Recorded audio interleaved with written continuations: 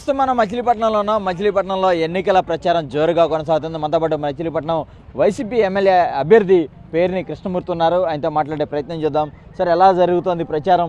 అన్ని గ్రామాల్లో కూడా తిరిగారు, ఎలాంటి రెస్పాన్స్ వస్తుంది మనకి? ఎక్కడ చూసినా జనాలు చాలా ఆనందంగా ఉన్నారని జగన్ గారి పాలన పట్ల కూడా అంటే ఎట్లాగైతే వాళ్ళకి సచివాలయాలు ఏర్పాటు చేయడం ద్వారా ఏ సర్వీస్ కోసమైతే ఎంఆర్ఓ ఆఫీసుల చుట్టూ కలెక్టర్ ఆఫీసుల చుట్టూ తిరగాల్సిన సర్వీసులన్నీ ఇంటి దగ్గరలోనే ఉన్న సచివాలయంలో జరగడం మొదలైందో అక్కడి నుంచి వాళ్ళకి ఒక ఆత్మగౌరవం మాకు అంటే జగన్ గారు వచ్చాక మేము ఎవడింటికి తిరగక్కర్లా, ఏ నాయకుడి ఇంటికి తిరగక్కర్లా, ఏ వైట్ కాలర్ ఇంటికి తిరగక్కర్లేదు, ఏ ఉద్యోగి ఇంటికి తిరగక్కర్లా, వాళ్ళే మా దగ్గరికి వచ్చి పనిచేస్తారనే ఆనందంలో వాళ్ళు ఉన్నారు. ఆ తర్వాత ఏదైతే కరోనా కష్టకాలంలో వాళ్ళ ఇంటికి వెళ్ళి ఏఎన్ఎంని కానీ ఆశా వర్కర్లు కానీ ఇంటికి వెళ్ళి దగ్గు వచ్చిందా, తుమ్ము వచ్చిందా, ఏమైనా సిమ్టమ్స్ కనపడినాయా అని కనుక్కోవడం కానీ, లేదా ఏమైనా తేడాలు వస్తే టెస్టులు చేయించడం కానీ, తర్వాత ట్రీట్మెంట్ చేయించడం కానీ, వ్యాక్సిన్ చేయించడం కానీ, ఈ సచివాలయ వ్యవస్థ వాలంటీర్ వ్యవస్థ పనిచేసిన తీరు వాళ్ళకి చాలా మనసుకు హత్తుకుంది. ఎందుకంటే ఆ రోజుల్లో కనీసం అన్నం తమ్ముడు పట్టించుకొని పరిస్థితి, తండ్రిని కొడుకు పట్టించుకొని పరిస్థితి.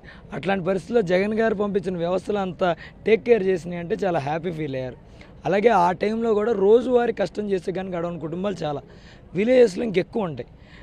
ఏమైందంటే ఆ రోజు వాళ్ళు దాచుకున్న కొద్దిగా డబ్బులు, లేడీస్ జనరల్గా వచ్చిన ఖర్చుల్లో కొద్దిగా దాచుకుని పోపుల డబ్బాలో పెట్టుకుంటారు.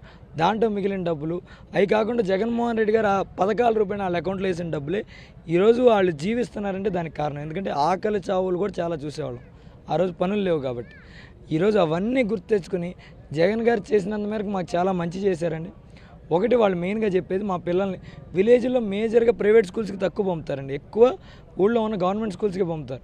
ఆ గవర్నమెంట్ స్కూల్స్ ఎంత బాగుపడినాయి అనేది ఇప్పుడు ఈ ఊరిలో పుట్టిన ఆడపిల్ల బయట ఊరు కోళ్ళకి వెళ్ళొద్ది, ఎప్పుడో పండగకో పబ్బానికి వస్తుంది కదా, వచ్చినప్పుడు చూస్తేనే చాలా ఆశ్చర్యపోతున్నారు. అంటే మేము చదువుకున్నప్పుడు ఇట్లా లేవే, ఇలా మారినాయి అనేది వాళ్ళు చాలా ఆనందంగా ఉన్నారు.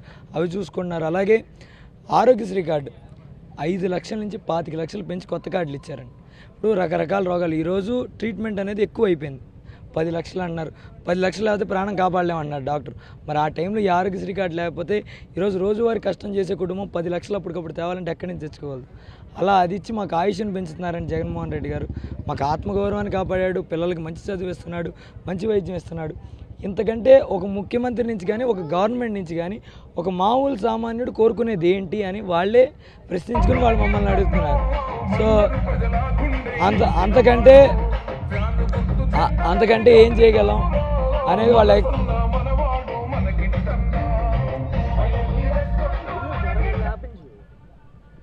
అదే వాళ్ళు ఎక్కడికి వెళ్ళినా వాళ్ళు అదే చెప్తున్నారు. ఎందుకంటే ముఖ్యంగా పేద మధ్యతరగతి కుటుంబాలు మేము ఇంట్లో కూర్చుంటాం పెట్టమని అడగరు. చాలామంది బయట కొద్దిగా అంటే పథకాలు అందుతున్న అన్నయ్యని నీచ స్వభావం ఉన్నవాళ్ళు కానీ ప్రతిపక్షాలు మాట్లాడే ఏంటంటే వీళ్ళని సోమరిపోతులు.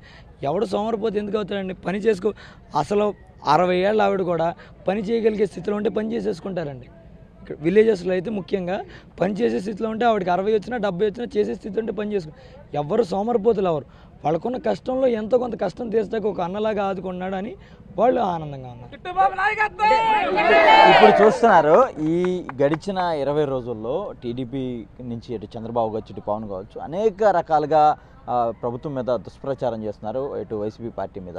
మీరు ఇప్పుడు పబ్లిక్లో తిరుగుతున్నారు కదా, ఆ ఎఫెక్ట్ ఏమన్నా పడిందా ప్రజల్లో? ఎట్లా గమనించారా? అండి, ఒకటే మీకు చెప్పాను, వాళ్ళ కష్టంలో ఉన్నప్పుడు ఎవరు ఉన్నారో వాళ్ళకి తెలుసు. వాళ్ళ కష్టం ఉన్నప్పుడు ఎవరు వాళ్ళ కష్టాలు చూసుకున్నారో జనాలందరికీ తెలుసు. కాబట్టి ఈరోజు వాళ్ళ కష్టాలు వచ్చినప్పుడు ఏది పడితే అది మాడితే వాళ్ళు జనాలు చూస్తున్నారు కదా. ఎవరు అమాయకులు కాదు కదా. నువ్వే తెలివైనోడివి, ఓటేసేవాళ్ళు అమాయకులు అంటే నువ్వు దెబ్బ అయిపోతావు, ఆల్రెడీ దెబ్బ అయిపోయావు.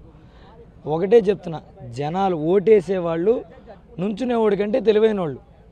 ఎవరికి ఓటు వేయాలి, ఎవడ వాళ్ళతో కష్టంలో ఉన్నాడు, ఎవడు యాక్టింగ్ చేస్తున్నాడు, ఎవడు నిజంగా ఉన్నాడు అనేది జనాలకి తెలుసు. కాబట్టి వాళ్ళు ఎన్ని మాట్లాడినా జగన్ గారు నవ్వుతూ ఎందుకు ఉంటాడంటే ఆయనకి తెలుసు, ఆయన రిలేషన్ జనాలతో ఉంది. వీళ్ళు ఎన్నాళ్ళు జనాల్లో తిరిగారు, ఎవడి కష్టం వస్తే ఏ ఊర్లో తిరిగారు. అంతెందుకు ఇప్పుడు వాళ్ళు నుంచోండి నియోజకవర్గాల్లో, కుప్పంలో చంద్రబాబు గారు ఎన్నిసార్లు తిరిగారు, ఎన్ని గడప ఎక్కారు. అలాగే పిఠాపురంలో పవన్ కళ్యాణ్ గారు ఎన్ని గడప ఎక్కారు, ఎన్ని గడప దిగారు. మరి దిగితే వాళ్ళ కష్టాలు తెలుస్తాయి. కానీ ఊరికే నేను రోడ్ షో పెట్టుకుంటూ వెళ్ళిపోతే నాకు కష్టాలు తెలియవు కదా. ఇప్పుడు ప్రతి నాయకుడిని గడప సీనియర్లు, పెద్ద సీనియర్, కాంగ్రెస్లో సీనియర్లు అని చెప్పుకునే వాళ్ళు, వైసీపీలో ఉన్న వాళ్ళని కూడా గడప ఎక్కించి దింపాడంటే ఆలోచించండి. మామూలుగా రాజకీయ నాయకుడు అంటే 5 ఏళ్ళకి రావడం, మళ్ళీ ఇంకో 5 ఏళ్ళకి రావడం అనేది ఉండేది. కానీ ఈరోజు వాలంటీర్ వ్యవస్థను ఏర్పాటు చేసి, సచివాలయ వ్యవస్థను ఏర్పాటు చేసి, వాళ్ళని టచ్ చేయడం కాకుండా మళ్ళీ నాయకులను ఇంటికి పంపడం అనేది మామూలు వ్యవస్థ. ఇంతకు మించి ప్రజలు నాయకుల నుంచి, గవర్నమెంట్ నుంచి ఏం కోరుకోరండి. కాబట్టి వాళ్ళు ఏం విమర్శ చేసినా, ప్రతిపక్షాలు అన్నాక ఏదో ఒక దాని మీద విమర్శ చేస్తారు. వాళ్ళు ఎన్ని విమర్శలు చేసినా జగన్ గారి బలం అంతా ప్రజల్లో ఉంది. కాబట్టి ఏం ఇబ్బంది లేదు. అంటే ఇప్పుడు మీ ఇంట్లో వారసత్వంగా అందరూ మచిలీపట్నంలో రాజకీయం చేశారు. మీరు కూడా రేపొద్దున గెలిస్తే మచిలీపట్నం ప్రజలకు ఎలాంటి భరోసా ఇవ్వబోతున్నారు? మీ ఎన్నికలు అంటే గెలుపు ఎలాంటి ధీమా ఉంది మీకు? వారసత్వం అనేదండి ఎవరికైనా ఊరికే ఈ పలానా వాళ్ళ అబ్బాయి అని చెప్పడానికి పనికొస్తుంది. కానండి జనాల్లో నిలదొక్కోవాలంటే నువ్వు వెళ్ళి కష్టపడాలి, నువ్వు వెళ్ళి వాళ్ళతో రిలేషన్ బాండ్ పెంచుకోవాలి. లేదా వారసత్వ రాజకీయాలు ఎంతమంది సీఎం కొడుకులే మళ్ళీ సీఎం అవడం చాలామంది చూసాం. ఇప్పుడు లోకేష్ గారు, చంద్రబాబు నాయుడు గారు అబ్బాయి ఏమయ్యాడు? వారసత్వ రాజకీయమే కదా. ఏమైంది అక్కడ? జగన్మోహన్ రెడ్డి గారు పెట్టిన ఒక క్యాండిడేట్ మీద ఓడిపోయాడు. కాబట్టి వారసత్వ రాజకీయ అతని ఓటం అనేది ఎవరికి, ఏ వారసుడికైనా రియాలిటీ.